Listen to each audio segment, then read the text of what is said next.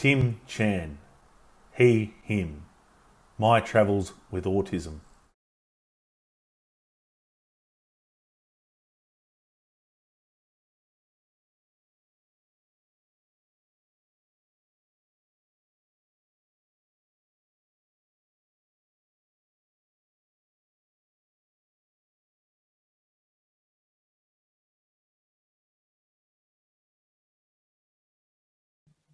Would like to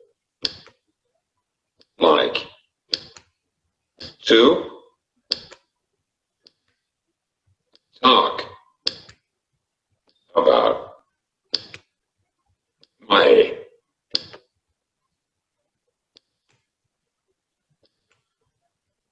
journey to become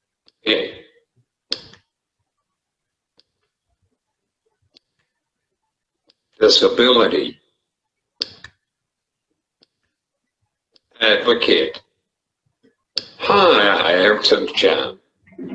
I would like to talk about my journey to become a disability advocate.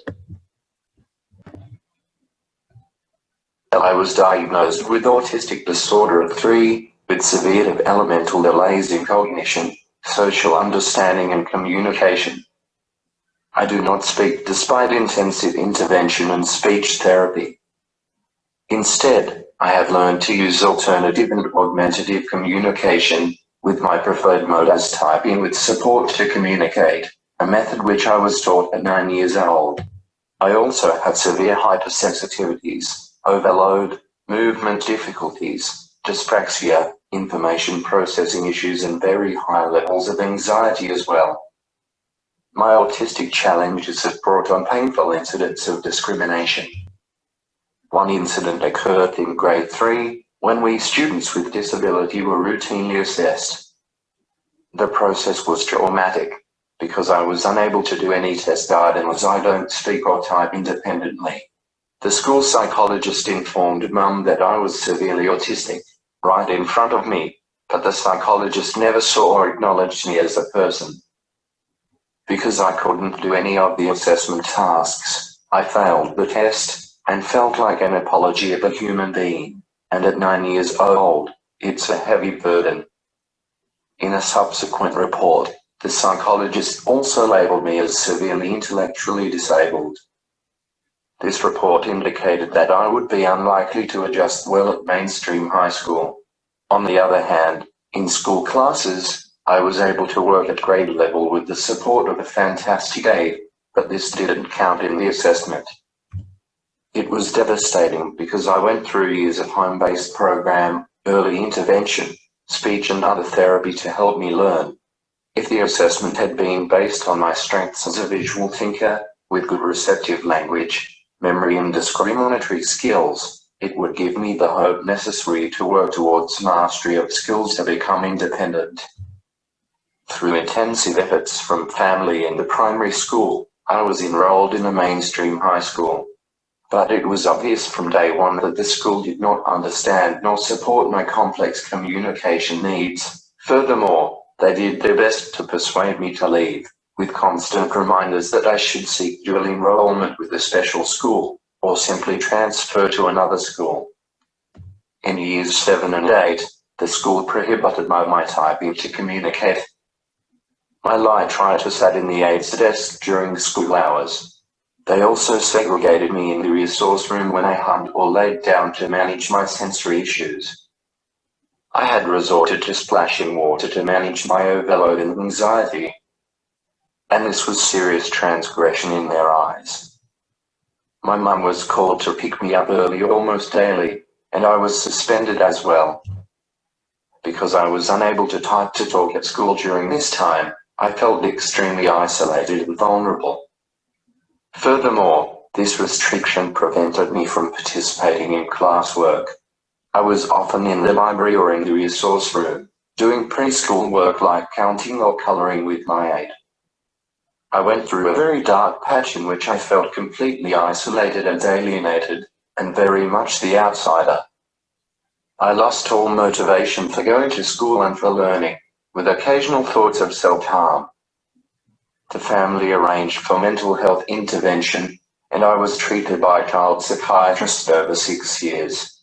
Finally, through the strenuous efforts of Mum and disability advocates in negotiating for reasonable adjustments, I was given permission to type with my aid in Year 9. With the means of communication, I managed to complete high school with the support of empathic school staff. On the other hand, I wasn't able to be CE under their strict assessment guidelines, due to high anxiety, sensory overload and motor difficulties.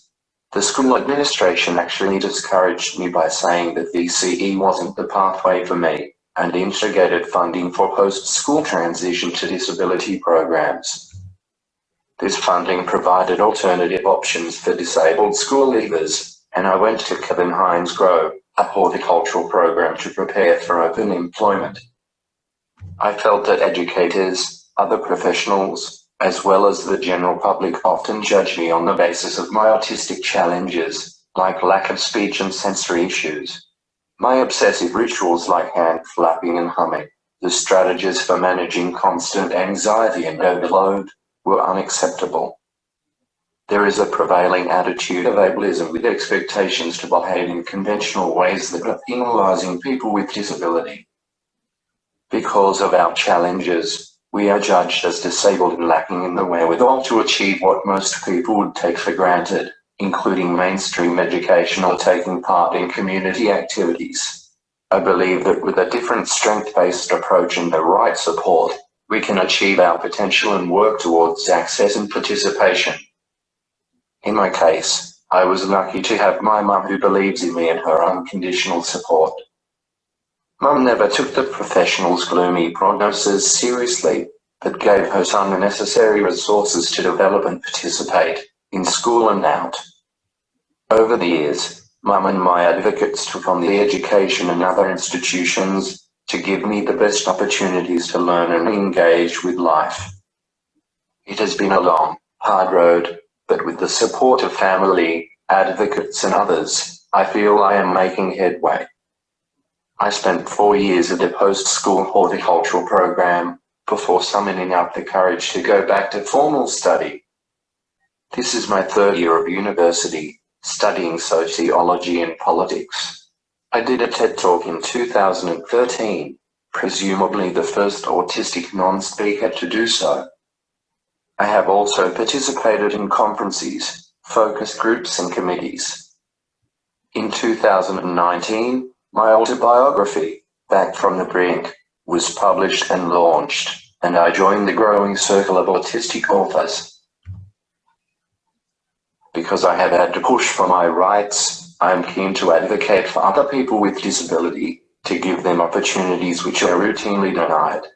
Through the work of my advocates as well as organizations like CIDA, I'm learning about advocacy to raise awareness of disability and to make a difference.